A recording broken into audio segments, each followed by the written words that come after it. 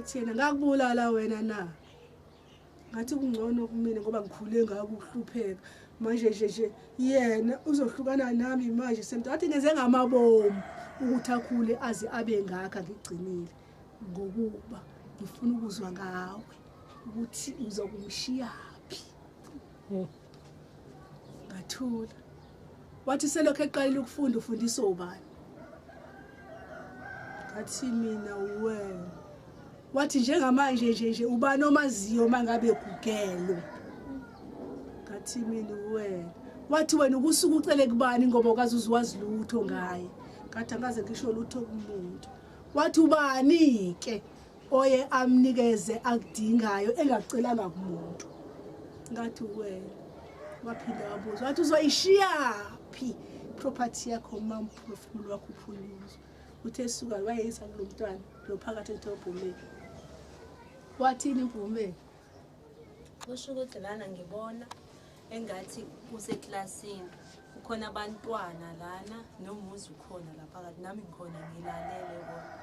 Kusho ukuthi bese ngathi kuthiwe umuzi akasho nje ukuthi kusukela emncaneni bakhe ubani nje umuntu oyedwa angammisa ukuthi kuze kube lesi sikhathi impilo yakhe imingayo ukuthi ubongayo. Shuthi umuzi mase iphendulela athi mina akekho umuntu engambonga impilo yami kusukela emncaneni kuze kube ngaka ngibonga isikhwama sezulu. Waphela kanjalo. Uphela lo muntu. Usesikole. Ungakanani vele emnyamngani. Umnyanga yazi ngamazi ngihlale ngimbuza zonke izinto nami. No una 7 no 17. Ngiyamkhohlwa nomkhohlwa. Mama Gumede ngezwe before ngikwazi nje edududu ukuthi wahamba angisazi nomambani linethi izulu kwakumama uZwane lo mama uZwane lo esinayo vele enkonzweni. Yebo. Oh okay kuthiwa uhamba naye linethi izulu enethwa umama uZwane wena imvula ingakunethi mhlambe ungasithi fahla ngalokho. Yebo sasibesobabili. Sasibani ingane wakhona nobaba unkala lapho. Kusho ukuthi sasikade simi inkonzo izoba sesikoleni sasedududu. Thina sofikela kaMamzwane.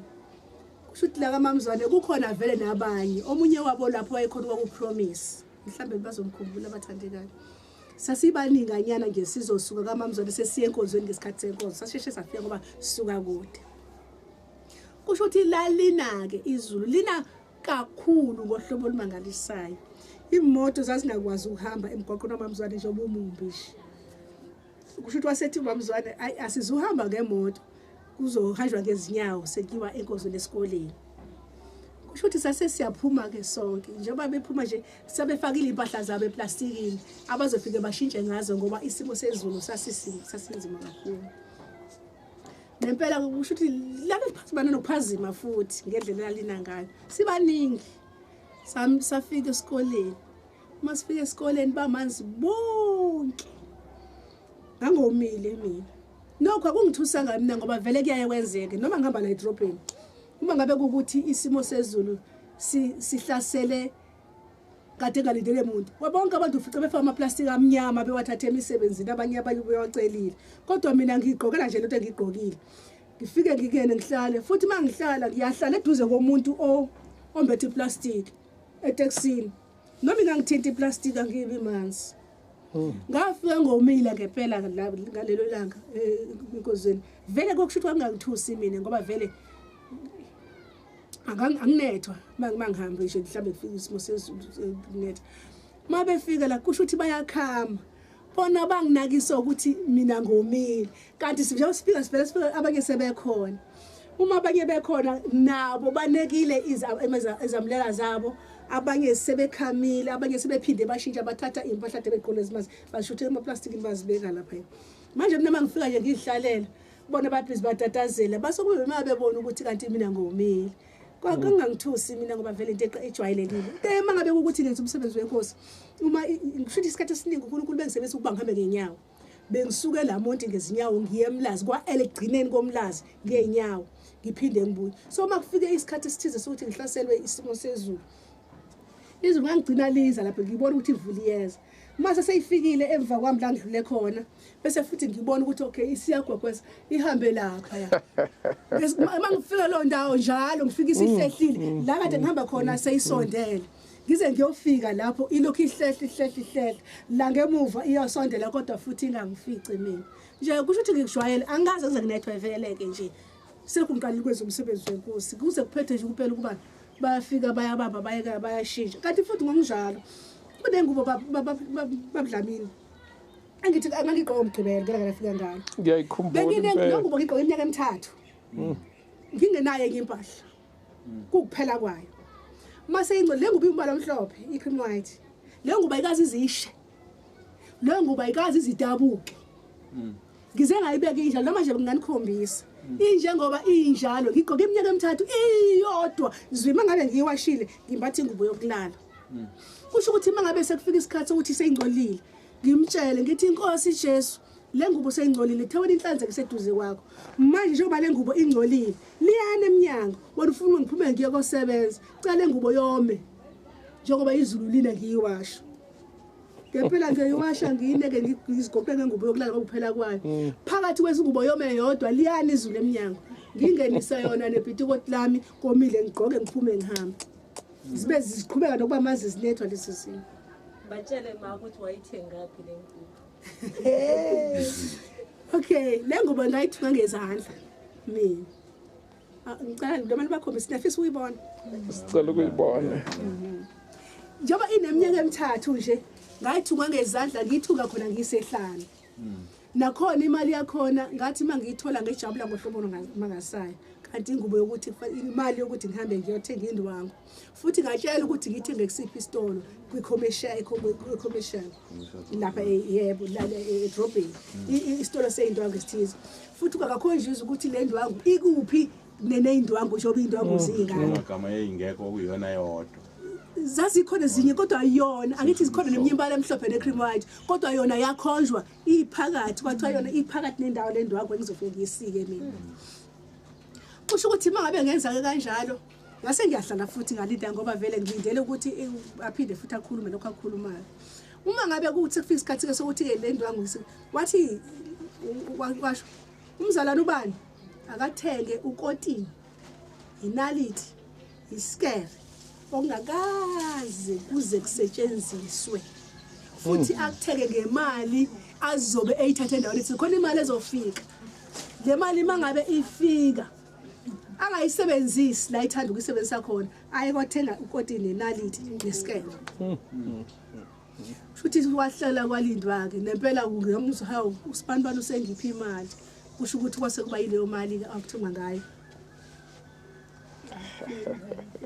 okay ngiyabonga sisi iyona ke lengubo njengoba uyibona nje isebenza iminyaka emithathu ayikazi izishe ngisho ishiswa nokho into ayini vele yome kanti ifabric yakhona ilight nje futhi bone ngabe sike yasha iminyaka u3 iyodwa and ngiyosha ngiyilinda ngithinte mina ngithinte uthola ibusiso zenkosi ngithola ugcobo ugcobo lolu likhulu and izandla yonke nedudu kuthi ke babudlamini ngithi embhabhadisweni le ngubo lela ngithi wayisebenzisa sale minyaka emithathu akhuluma ngayo angayishintsha sekumanje ke sekulahla kulast year noma ku-early hayi kulast year unyaka usuzophela kwase kuthiwa sekuyisikhathi sokuthi ubuyele kuleya ngubo ke manje ugqoke yona angithi umana akayena umfundisi kwenzekile la abantwana abangana uKristu Jesu mangabe sesifundisile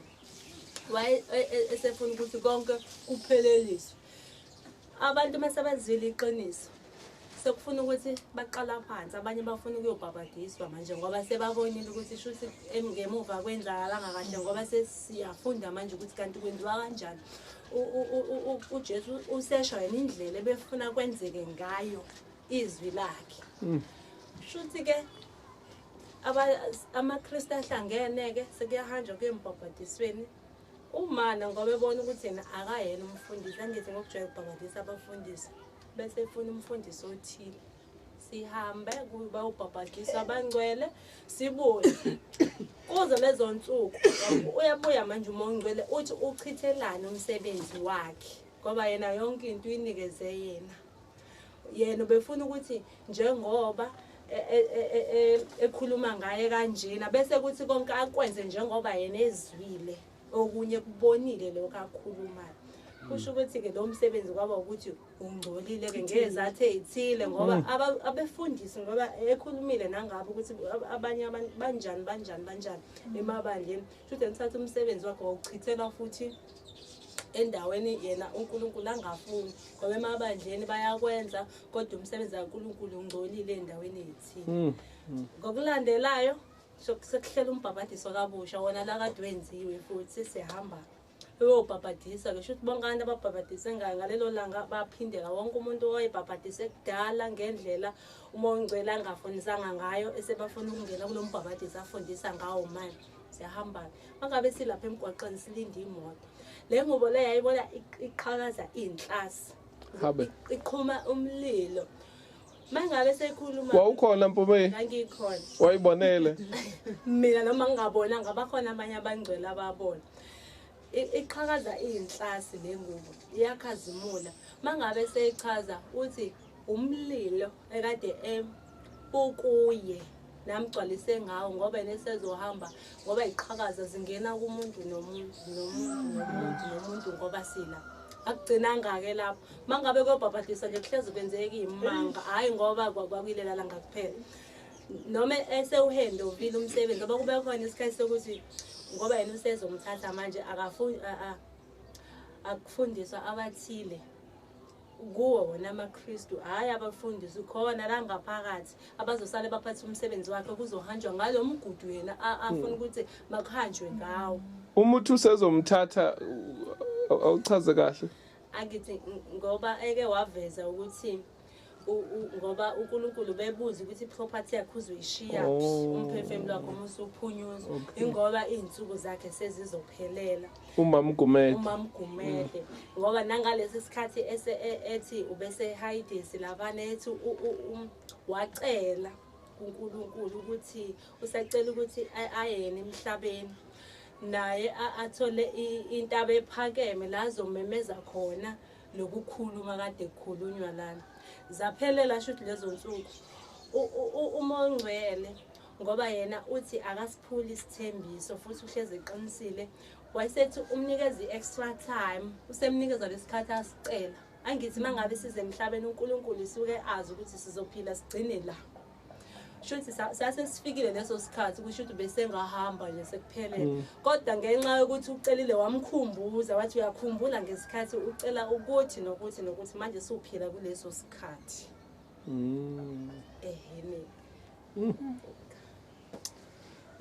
esakhuluma lapho nje ke uMvume sebezwile ke abanye ukuthi ukhona uhlelo lokuhamba kwami nami sengimbuza ukuthi inkosi sengikhathele manje ngiyacela phela ungiphumuze njengoba washilo wayesethi Zanele ingoba ngifuna ubhubhe namunye umuntu wayesethi angifunde uPetru wesibili chapter 3 Petru wesibili chapter 3 verse 9 ngicela sesifunda ke mangabe sesitholile lapho ukukhulunywa ngokuthi inkosi ayilibali ngesithembiso sayo kusho ukuthi uqonda ungitshela ukuthi akakhohliwe ukuthi wayethembisa ukuthi uzomthatha kodwa ngenxa ukuthi akafuni ubhubhe namunye umuntu ingakho ngisalibele funda ke isihloko ubuya kwenkosi ngithi chapter 3 verse 9 ethi inkosi ayilibali ngesithembiso sayo njengalokho abanye bathi kungukulibala kepha iyanibekezelela ingathandi ukuba kubhubhe namunye kodwa ukuba bonke beze ekuphendukeni gcine khona lapho wasesho wathi Zanele baningi abantu abakwethukayo futhi bengathuki bona bethuka mina ngoba ngangithenga ngizokuthatha njengamanje bangasakuthathi nje baningi kabi abaninhlamba abantu abakuthuka ngazo wathi kodwa ke khona inhlambe engizivimbayo ukuba singafiki kuwe ngoba ngifuna ukukuthatha sewuxabene nomuntu khona inhlambe engizididelayo ukuba sifike kuwe ngoba ngiyazi ukuthi lezo nhlamba ngeke zikwenze lutho ngakho ke kukhona abantu abakuthuka bebodwa wathi qaphela ungesaba abathukwana bathuka mina ngoba bathi mina engiqamba amanga ngathi ngizokuthatha ngakho ke kungakukhathazi abakhulumayo konke kungenxa ukuthi angifuni ubhubhe namunye umuntu angilibele ukuthi ngangithenga ngizokuthatha namanje ke ngifisa ukuthi ungibekezelele kusho ukuthi ngase ngiyaxola ngenhliziyo masithi hayi inkosi akwenzeke nje ngokuthanda kwakho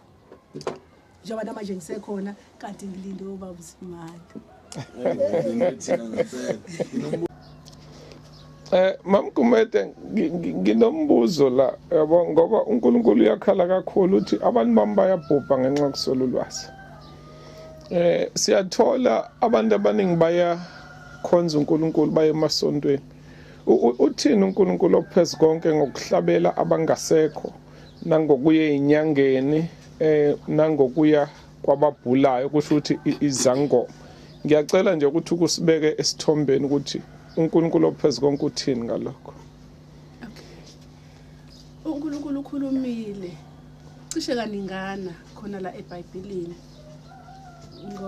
ngamadlozi nano nje kusiqondisa ezintweni eziningi esingaqondi kuzo ngizocela nje ke sifunde khona sizokwazi ukuthi sizwe ngempela ngempela ukuthi uNkulunkulu ukubeke kanjani njengoba ethi yena uNkulunkulu onomhawe so akathandi ukuthi ube nomunye uNkulunkulu omkhonzayo ngaphandle kwakhe ke ukuze akubeka acacisele kakhulukazi njengoba thina abantu isikhathi esiningi singabantu abakhonza amadlozi nezinto eziningi uNkulunkulu angazithandi sizenza ezingamasiko ethu kulotshiwe lapha kuLeviticus 1:19 chapter 19 so qala verse 26 ukufunda ukuze sizwe ukuthi uNkulunkulu uthini ngalokho. Amen. Afunda Phumela. Ifundeka kanje isihloko imithetho yobungcwele. Verse 26. Aniyekudla lutho olunegazi, ningenzi imilingo, ningahloli imihlola. Aniyekudilinga amakhanda enu emaceleni, ungoni isilevu sakho emaceleni. Aniyekuzigcaba emzimbeni yenu ngenxa yabafileyo. Ningazilobi amabala, nginguJehova. Awuyikuhlambalaza indodakazi yakho ukuyenza isifebe, funa izwe lehlelwe ngobufebe, ize ligcwale ukonakala. Anogcina amasabatha ami, nihloniphe indlu yami engcwele, nginguJehova. Ningaphendukeli kwabanamadlozi nakubathakathi, ningabafuni ukuba ningcoliswe yibo, nginguJehova uNkulunkulu wenu. Wosukuma phambi kwempunga, uhloniphe ubuso bomuntu omdala. Umesabe uNkulunkulu, nginguJehova. Uma umfokazi egogobele kuwe ezweni lakini, anikumhlupha. Umfokazi ogogobeleyo kini uyakuba kini njengokuzalwa ekhaya phakathi kwenu. Umthande njengalokhu uzithanda wena, ngokuba nani ngabafokazi ezweni laseGibhithe, nginguJehova uNkulunkulu wenu. Amen. Sambonga. Ngithokoza kakhulu ukuthi uNkulunkulu ukhuluma zonke lezi zinto esizenzayo. Isihloko mabe sasiqaphela sithi umthetho yobungcwele. Njengamanje silungiselela ukuyephileni okuphakade. Indlela uNkulunkulu afuna ukuthi sihambe ngayo iyona le manje ayilungisa ukuze sifike lapha ephileni okuphakade la sibekela khona ifa la sibekela khona ifa lokuphila okuphakade. Uma kubalwa zonke izinto esizenzayo amathathu nokuzicaba nokudilinga nanokubiza abantu ngamakwerekwere egogobele endaweni yethu, zonke lezo zinto zi-wrong. Umuntu mangabe evakashile noma engowezizwe noma engowabezizwe endaweni yethu asifanele ukuthi simbize ngegama elithandwa yithina. Kuthiwa simthathe njengomfowethu noma udadewethu, simphathe kahle njengabendlu yethu. kurongi kakhulu ngoba amasebeqinisweni ngempela masuthatha ukubheka ibhlungu impilo yokuphila uzikhunjuzwa ukuthi wena usiyeni waleyo ndawo nangokujwayelekile nje nangevelo nje molokhu ukhunjuza ukuthi wena usiyeni wala ekhaya usiyeni wala ekhaya ugcina ungakhululekile uzibona ukuthi ngempela ngiyakhishwa kulomndeni noma angibelongi kule ndawo ngaso sonke isikhathi kuko konke uNkulunkulu esakhuluma kanje thina asifanele ukuthi sisicwasane ngamanye amazwi ngoba lapha la siya khona siyohlala ndawonye sonke lobo buye ufuna siqale la hayi siyambonga kakhulu uNkulunkulu ngoba nje lapho ukhulumeni kamama ukuthi akufanele sicwasane kukhona ivesi kusengikhohle ukuthi likuvesi 1 elithi ungamthanda kanjani uNkulunkulu kodwa usahluleka ukuthanda umzalwane wakho ezinaye ezweni yazi ukhuluma into ejule kakhulu uma usho kanjalo ngoba izwi likaNkulunkulu angithi lithi asibe ngcwele sithandane uma ungekho ngcwele ngeke ukwazi ukumbona uNkulunkulu ngamanye amazwi kusho ukuthi uthando lihamba phambili luyisibopho esipheleleyo sokukholwa isona sibopho sokugcina nesokuqala uthando ngaphambi kokuthi ukholwe siyambonga uNkulunkulu ngiyabonga kakhulu ukuthi la asikhuluma ingqondo yethu kodwa konke sikuthatha ezwini kaNkulunkulu ngoba kusemqoka ngempela ukuhlukanisa phakathi kwengqondo yethu nezwi likaNkulunkulu amen. Babudlamini umbuzo wakho ukulandela uke wakhuluma nangamadlozi ngithanda ukuthi sibuke amahubo 106 verse 28 usicacisela ngamadlozi amen. Kufundeka kanje bazihlanganisa noBhali Peori badla okuhlatshelwe abafileyo bamcunula ngezenzo zabo kwabhoboka isifo phakathi kwabo. Livesi lisikhombisa ngokusobala ukuthi uNkulunkulu akathandi sidle okuhlatshelwa abafileyo. Uzothola umzalwane nesifo esingapheli uyakhulekelwa kasindi kanti ingoba udla izinto ezihlatshelwa abafileyo. Uma siya kwabaseKorinte bokuqala chapter 10 uyakhuluma futhi kabanzi lapho uNkulunkulu ngokuhlabela abafileyo. BaseKorinte bokuqala chapter 10 verse 20 uthi kodwa ngithi lokho okuhlatshwa ngabezizwe bakuhlabela amadimoni kabakuhlabela uNkulunkulu kepha angithanda ukuba nibe nenhlanganyelo namadimoni ningesiphuzi isitsha senkosi kanye nesitsha samadimoni ningelihlanganyele itafula lenkosi kanye netafula lamadimoni kumbe siyayivusela inkosi ulaka na kanti sinamandla kunayo na. Leli listatisela ngokusobala ngiyazi abantu abaningi bayabadideke thina abantu abamnyama sithanda ukukhonza abafileyo bese bethi kambe nina amakholwa nithi abantu abafile bangamadimoni. Asisho ukuthi abafile bangamadimoni kodwa idimoni elizenza umuntu oshonile. Haleluya. Idimoni eliza kuwe lifana nomkhulu wala ekhaya. Idimoni eliza kuwe lifana nomuntu osashona ukuze wena ucabanga ukuthi uyena kangangokuba bangakubekela ngisho imali la ucabanga ukuthi ukubekele kandana mali yena ule eHides uyahlupheka njoba sike sezwe eqaleni ukuthi bahlezi abagqokile uSathane ushutha leso sithombe bese umbona wena elambile engagqokile kanti idimoni eliletha leyo nto. Uma kuthi uhlabela ofile ngoba vele ngeke avuka zodwa uhlabela idimoni hayi kodwa ngoba sithi abantu bangamadimoni uhlabela amadimoni. Ngakho ke kusemqoka ukuthi wazi ukuthi uNkulunkulu engake amvuse ambuyise lo muntu wena ozobe uqala ukubaleka kodwa uthi uyamhlabela. Bese kuzoba khona ke inkinga yabazalwane etholakala kwabaseRoma bokuqala uchapter 1 sifunde ivesi lokugcina uvesi number 32 uthi abathi besazi isimiso sokulunga sikaNkulunkulu sokuthi abenze okunjalo bafanele ukufa abenzi lokho kuphela kodwa babuye bavumelane nabakwenzayo. Sinenkinga ke abazalwane abathi cha mina ngikudla okuhlatshiwe kodwa hamba ayolekelela ekhaya usho ukuthi uhambisana nabakwenzayo athi cha mina ngoba ngikwenza ukuthi kodwa ngizokulethela ingane yami izokusiza ngokwenze njalo uhambisana nabakwenzayo kusho ukuthi ngamagama uyojeziswa ngendlela efanayo nalo ohlabile wadla ngoba wena uhambisane naye. uRoma 1:32 kubeka ngokusobala ukuthi akufanele sihambisane nabantu abenza into ephambene nefunwa inkosi uNkulunkulu uSomandla ophezulu konke. Amen.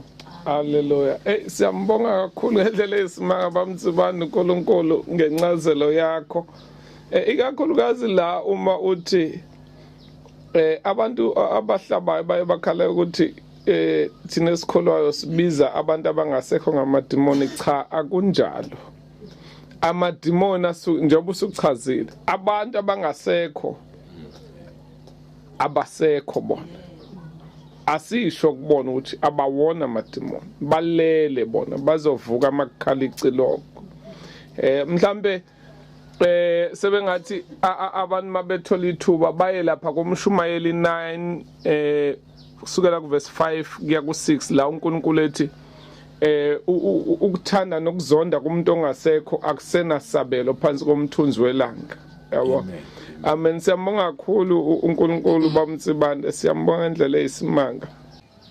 Okunye futhi bazalwane okuphazamisa kakhulu abantu abakhonza uNkulunkulu ukuthi uma umuntu esebeke itshe kuzibe nesikhathi ukuthiwa kuyokwambula itshe kuthithwe izimali kuze kube nenceko yenkosi umfundisi ahamba yoshumayela kusibuyisela kuleli avese besifunda kulona amahubo no6 kuhlatshiwe kwahlatshelwa abafileyo kanti uJesu wathi masizikhalele thina.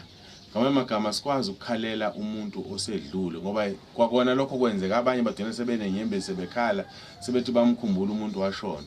Kanti thina emhlabeni asinaso isikhathi sokudlala, sinesikhathi sokukhonza uNkulunkulu. Odlulile usekugijimela ibanga lakhe wayiqeda indaba yakhe. Indaba isisele kuthina esiphilayo. Angimelani nokwenza itshe ethuneni lomuntu ngoba kuyindlela yokwazi ukuthi usibanibani ulele la kuyindlela nje yalokho. Kodwa hayi ukuthi kufanele kube nenkonzo. uSathane ukufihla ngegama lenkonzo ukuthi asingaboni ukuthi sesikhumbula abafile, singaboni ukuthi sesiyabahlabela abafile. Kanti lokho akukhona kwabazalwane. Umzalwane ufuneka abhekane nempilo yakhe ukuthi uhamba kanjani phambi kaNkulunkulu. Ngoba ngelinye ilanga wonke umuntu uzoma azilande ngawonke amagama wakhulumile nangayonke impilo yakhe phambi kwesihlalo sokwahlulela. Haleluya. Siyambonga uNkulunkulu. Khona mhlawumbe omunye ofisa ufaka phakathi sokubheka abantu Nkosi. Muso kuzokumela ngayo yonke into yezizwe. Manje ngiyabheka ukuthi umuntu ozoqhubeka lapho uzokwenza ngani. Ngoba uzobe sazi kahle. Ukhulu kakhulu. Bawuzimela. Ngasibe sabakhumbuza ukuthi maye njoba yasho Inkosi Jesu kuba mayevuka nomuntu bona bazobaleka bambaleke. Ngiyabonga ukuthi usuza khona ngapha la Mama Gumede ngoba engathi clear kakhulu le nda. Omunye umbuzo ebenginawo sengilalelile abafundisi abaningi nabadumile umhlaba wonke. Ngiyasho ukuthi ngempela uNkulunkulu akayi ngokuthi udume kanjani noma waziwa kangakanani. Uya ngokuthi izwi lakho lishumayela linje ngoba linjalo yini. So engizama ukusho ukuthi esengikuzwile kulabafundisi abanye bathi asekho isidingo sokuthi sivume izono ngenxa yokuthi Inkosi uJesu yasifela izono zethu vele sezathethelelwa. So ke thina nje okwethu ukuthi si enjoy lo musa Inkosi uJesu yasenzela wona, uNkulunkulu yasenzela wona. Uthini kulokho Mama Gumede? Okay. Ngizocela nje ke sifunde isihloko kwabaseRoma 6 isihloko nje kuphela ukuthi kufanele sikhumbule ukuthi uNkulunkulu akasenzeli umusa ukuba sihlale ekulweni. Umusa ke kusho ukuthi into engekuzikwazi ukuyikala ukuthi ingakanani. Futhi umuntu kufanele ukuthi akwenzele ngokuthanda kabani. Owenza umusa uyena ozibonelayo isidingo sesikalo solo umusa akwenzela wona. Haleluya. Ngakho ke uma khuluyela ngicela sifunde nje isihloko kuphela. KabaseRoma chapter 6 isihloko sifundeka kanje. uNkulunkulu akasenzeli umusa ukuba sihlale esonweni kodwa ukuba sinqobe isono simkhonze ekulungeni. Ngakho ke ngeke uzukwazi ukunqoba isono ungazange uzusicebe. Kukhona izwi laNkulunkulu futhi khona la eBhayibhelini elithi uSathane kufanele semdalule. Uma ngabe angaqhubeka. Uma ngabe kuukuthi ngempela asiseze uzivuma izono, sizohlala sazi ukuthi sithethelele singazange sizivume ngaba singamdalulanga umubi ukuthi usenziseni ngaphambili. Sifana nabantu abenza umsebenzi kaNkulunkulu emsebenzini phezulu kwemisebenzi efileyo ngaba masibeka ifoundation phezulu kwemisebenzi efileyo. Lisho kanjalo futhi izwi laNkulunkulu babe siqhubeka nokulifunda lapha. Ngicabanga ukuthi cabanga abaHebrews 6 la ngikhuluma khona njengamanje. Ngakho ke asikwazi ukubekela imisebenzi kaNkulunkulu emsebenzini efileyo. Kusho ukuthi kufanele siqale ingaqale ilungiswe impilo yomuntu. uNkulunkulu abe sefaka ifoundation yakhe ngoKristu Jesu esusela ekuthaneni usuqalwe nje phansi. Ke uma ngabe sibheka lapha kuJakobe 5 verse 16 lithi izwi kaNkulunkulu vumani izono komunye nakomunye. Kusho ukuthi izono ngempela uma ngabe uNkulunkulu ethi iziphunga elibi angizwisa lona. Uma kuukuthi wena ke umuntu ngokujwayelekile uhlala nesimo esifana naleso endlini kodwa futhi nakhona lo muntu owenzile lokho okungcola ekubekile la yena engathi eqhubeka egeza engakususile lokho okungcola, umuntu ongenayo nohlezi la uyalisa iphunga noma wena usugezileke wena manje kodwa ngenxa ukuthi ukungcola kwakho kulokhu kuphambi kwakho noma kulokhu kuhleze eduze kwakho kusho ukuthi ngamamazi akusizilutho. Ma ethi vumani izono komunye nakomunye akasho ukuthi futhi hamba uyohlala phansi esontweni noma akuthiwa ke